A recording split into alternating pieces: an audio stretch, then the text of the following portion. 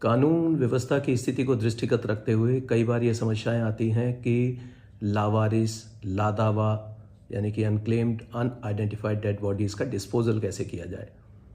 कई ऐसी घटनाएं जिनमें हत्या की घटना हुई हो या कोई संगीन अपराध हुआ घटित, तब उसके बाद शव का डिस्पोजल कैसे किया जाए, इसके बारे में कई भ्रांतियां रहती थी। लेकिन अब शासन ने एक इसमें गजट के द्वारा ये जारी कर दिया है, जिसका बेस बनाया गया है एक रिट याचिका PIL जो हुई थी 16,150 2020 में, suo motu in re right to decent and dignified last rites and cremation versus state of UP।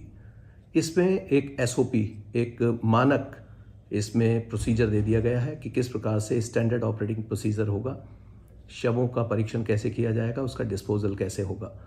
तो इसको आप सभी थानाध्यक्षों को और सभी हमारा जो फील्ड का स्टाफ है उसकी जानकारी में होना चाहिए। इसमें 3 प्रारूप भी हम डिस्कस करेंगे, जिसमें प्रारूप नंबर 1, जब डेड बॉडी परिजनों को सौंपी जाती है, अगर किसी कारणवश दाह संस्कार करने में या अंतिम संस्कार के लिए परिजन राजी नहीं होते, उनको मनाया जाता है, तब भी वो राजी नहीं होते, तब एक समिति का गठन किया गया है जो 4 सदस्यीय समिति होगी, और उसके लिए भी एक प्रारूप निर्धारित कर दिया गया है। इसी प्रकार से एक और तीसरा प्रारूप होगा, इनके बारे में आज हम चर्चा करेंगे।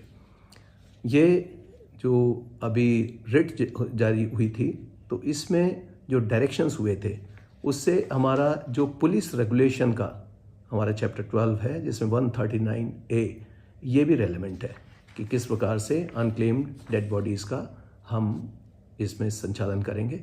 सरकारी गजट में यह जो अधिसूचना है वो 15 सितंबर 2022 को जारी की जा चुकी है। इसमें प्रारूप संख्या 1 ये महत्वपूर्ण है, यदि मृतक का कोई परिजन है और वे शव लेने के लिए तैयार हैं, तो पोस्टमार्टम के बाद, मॉर्चरी के बाद से ही उनसे एक फॉर्म भरवा लिया जाएगा जो प्रारूप संख्या 1 में दिया गया है, और उनको शव सौंप दिया जाएगा। उसमें ये अंडरटेकिंग देंगे कि हम शव को ले जाकर अतिशीघ्र उसका अंतिम संस्कार कर देंगे, और यदि कहीं पर कोई जाम लगाने की कोशिश करता है, लॉ एंड ऑर्डर की स्थिति खराब करने की कोशिश करता है, तब इसके लिए वह भी जिम्मेदार होंगे। इस सहमति प्रपत्र का जो प्रारूप 1 है उसको मैं पढ़कर सुना रहा हूँ कि हम परिवारजन यह सहमति प्रदान करते हैं कि हम शव को पोस्टमार्टम हाउस से सीधे अपने घर ले जाएंगे तथा स्थापित रीति रिवाज के अनुसार संस्कार करने के उपरांत सीधे अंत्येष्टि स्थल पर ले जाएंगे। बीच रास्ते में कहीं भी शव नहीं रखेंगे।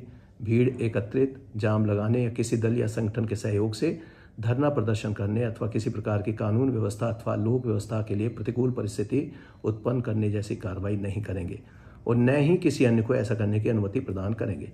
यदि किसी व्यक्ति या व्यक्ति समूह द्वारा सड़क, किसी लोक स्थान या लोक मार्ग पर शव रखकर अवरोध उत्पन्न किया जाता है, तो इसे हमारी सहमति से ही किया जाना माना जाएगा। अतः हम पार्थिव शरीर की अंतिम संस्कार हेतु ले जाने की अनुमति हमें प्रदान कर दी जाए। इसमें परिवारजन का नाम लिखा जाएगा, हस्ताक्षर, और इसमें पता भी अंकित किया जाएगा।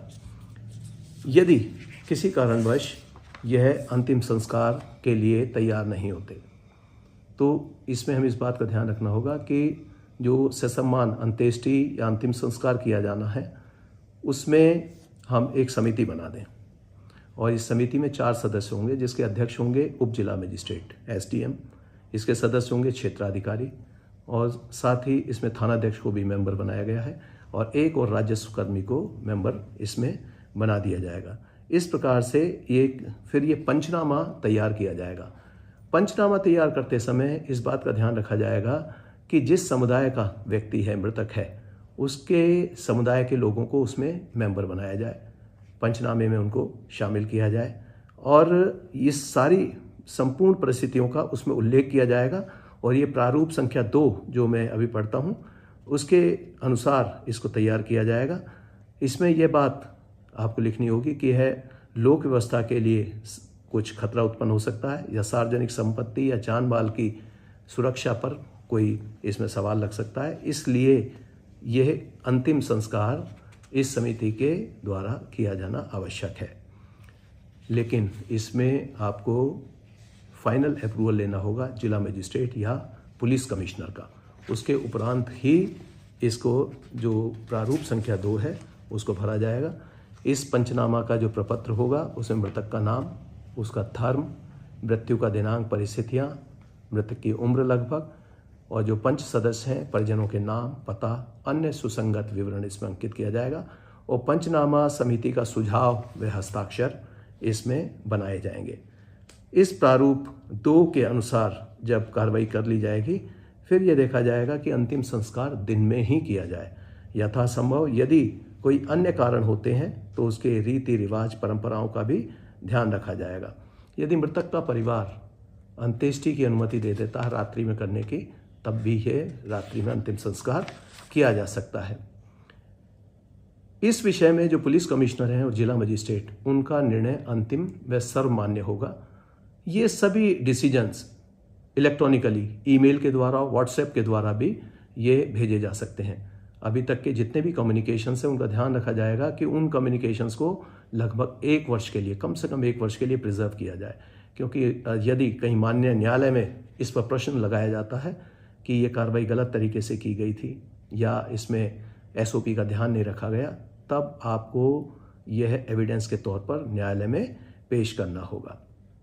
दुर्घटना या अपराध के शिकार जो ऐसे अनक्लेम्ड डेड बॉडीज़ हैं, उनके लिए स्थानीय आधार पर हम पंडित, मौलवी, गुरुद्वारा पुजारी, इनकी एक तहसीलवार सूची तैयार की जाएगी, जिससे कि ऐसे अंतिम संस्कार के लिए वो इजीली अवेलेबल हो जाए।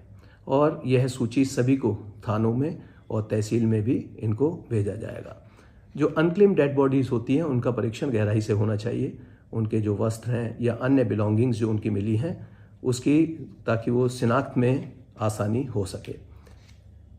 जो ऐसे शव हैं जिनका गवर्नमेंट की कॉस्ट पर उसका डिस्पोजल किया जाना है, तो इसके लिए फंड राज्य सरकार द्वारा दिए जाते हैं। पुलिस में भी पहले अंतिम संस्कार के लिए इस तरह के फंड्स आते हैं, इसी फंड से उनका अंतिम संस्कार किया जाएगा। यदि किन्हीं परिस्थितियों में जो मृतक है गैर शिनाख्त या अदावाकृत है, उसके धर्म का विनिश्चय नहीं हो पाता है, तो हम ये 135A जो पुलिस रेगुलेशन है 1861 का, उस प्रस्तर में जो प्रोविजंस दिए गए हैं उसका पालन करेंगे। इसके लिए व्यापक प्रचार प्रसार किया जाना आवश्यक है। सोशल मीडिया का ज़माना है, सोशल मीडिया के थ्रू भी इसका प्रचार प्रसार करना चाहिए। जो रेप्यूटेड 2 न्यूज़पेपर्स हैं उनमें उसकी अधिसूचना दे देनी चाहिए, और जो शव का निस्तारण है उसकी रीति निर्धारित कर देनी चाहिए। यदि मृतक के धर्म का निर्धारण किया जाता है तो उसके अनुसार किया जाना चाहिए, और उसकी वीडियोग्राफी, फोटोग्राफी भी की जानी चाहिए। जब भी किसी सरकारी कर्मचारियों के द्वारा ये किया जाता है डिस्पोजल, तो उसकी शुरू से लेकर अंत तक वीडियोग्राफी और फोटोग्राफी की जाएगी, और इसकी एक कॉपी जिला मजिस्ट्रेट के यहाँ इसको प्रिजर्व किया जाएगा। इसी प्रकार से अगर पुलिस रेगुलेशन में जो 135A में दिया गया है कि अपराध का शिकार हुए जो व्यक्ति, उनकी पहचान नहीं हो पा रही है और शव खराब हो सकता, सड़ गल सकता, तो ऐसी परिस्थिति में शव को या तो उसमें एयर कंडीशन स्थिति में टेम्परेचर 4 डिग्री सेल्सियस पर रखा जाएगा, या उसको दफन विधि से रखा जाएगा, ताकि उसका जब निकालने के बाद पुनः अगर लगता है कि पोस्टमार्टम की सेकंड रिक्वेस्ट आती है, दोबारा पोस्टमार्टम कराने के लिए परिजन अगर कहते हैं, तो उसको दोबारा पोस्टमार्टम कराया जा सके। और जिस परिस्थिति में जो शव मिला है उसके बारे में विशिष्ट जो तथ्य हैं वो साक्ष्य रखे उनको प्रिजर्व किया जाएगा। यदि सेकंड टाइम में फिर से उसका पोस्टमार्टम कराए जाने की रिक्वेस्ट की जाती है तो इसको बोर्ड से कराया जाए। और ये जो निर्णय है, क्योंकि फर्स्ट पोस्टमार्टम का निर्णय SP के द्वारा लिया जाता है कि किसी बॉडी का परीक्षण होना है अथवा नहीं होना। 174 CRPC में इसका प्रावधान दिया गया कि इंक्वेस्ट रिपोर्ट कैसे बनेगी, उसमें भी पंचनामा तैयार किया जाता है, जो मृत्यु के कारण है उनको स्पष्ट किया जाता है। इसके बाद अगर लगता है कि सेकेंड पोस्टमार्टम किया जाना है तो इसके निर्णय जो है जिलाधिकारी के द्वारा लिया जाएगा। जो विशेषज्ञों की टीम है वो साक्ष्य प्राप्त करने के लिए फॉरेंसिक टीम को भी बुलाया जा सकता है, और जब तक फॉरेंसिक टीम आती है तब तक इस बॉडी को प्रिजर्व किया जाएगा। यदि मृतक के परिवार के सदस्य शव के द्वितीय शव परीक्षण की मांग करते हैं तो उनसे जो प्रारूप नंबर 3 है जिसके बारे में बताया उसको भरवाना होगा, और ऐसी परिस्थिति में शव का निस्तारण दफन रीति से किया जाएगा, जिससे कि पुनः अगर निकालना हो तब भी उसको निकाला जा सके। द्वितीय शव परीक्षण के लिए जो आवेदन देना होगा वो पुलिस कमिश्नर और जिला मजिस्ट्रेट को देना होगा, जिसमें लिखेंगे कि निवेदन है कि मेरे परिवार के श्री, उनका नाम, हत्या संदिग्ध मृत्यु दिनांक अमुक डेट को हो गई थी, जिसका शव परीक्षण पोस्टमार्टम भी दिनांक इतने को किया जा चुका है। फिर कारण स्पष्ट करने होंगे कि क्यों आप चाहते हैं कि दोबारा उसका पोस्टमार्टम हो, किन कारणों से कराना चाहते हैं, स्पष्ट रूप से उसमें लिखना होगा। और फिर उसमें लिखा जाएगा कि अनुरोध है कि कृपया मृतक का द्वितीय शव परीक्षण पोस्टमार्टम चिकित्सकों की विशेष टीम से कराने का आदेश जारी करें। तो ये शासन के द्वारा प्रमुख सचिव के आदेश से, श्री राज्यपाल जी के आदेश से ये गजट प्रकाशित कर दिया गया है। इन सभी बिंदुओं का ध्यान रखेंगे और जब भी कोई ऐसा अवसर आता है कि जिसमें डेड बॉडी को ले जाते समय उनके परिजन जो हेर्स वाहन होता है, शव वाहन, या उसमें अगर जगह नहीं है तो उसके साथ अन्य वाहन, वहाँ परिजनों को अवश्य शव के साथ रखना चाहिए। कांस्टेबल को सौंपा जाता है इंक्वेस्ट रिपोर्ट के बाद, शव उसकी कस्टडी में रहता है, लेकिन परिजनों को भी साथ रखना है।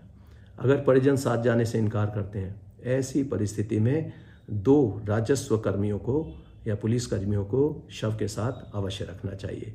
और उनके जो आपने कम्युनिकेशन किया है कि उनके परिजनों को जो बताया है उसका व्हाट्सएप मैसेज, ईमेल, उसको भी 1 वर्ष तक प्रिजर्व करेंगे। तो मुझे पूर्ण आशा है कि आप जब भी कभी कोई ऐसा अवसर आता है कि जहां शव परीक्षण के लिए भेजा जाता है, इंक्वेस्ट रिपोर्ट बनाते हैं, पोस्टमार्टम कराते हैं, उसके बाद जो शवों का निस्तारण होगा उसमें रिट संख्या 16,150 जो PIL थी, इसमें 2020 की थी, suo motu in re right to decent and dignified last rites oblique cremation versus state of UP के दिए गए सभी बिंदुओं का ध्यान रखेंगे और स्टैंडर्ड ऑपरेटिंग प्रोसीजर के अनुसार मानक संचालन प्रक्रिया से ही उनका शवों का अंतिम संस्कार कराएंगे। इसी तरह की जानकारी के लिए लॉ प्रेम प्रकाश देखते रहिए। धन्यवाद। जय हिंद।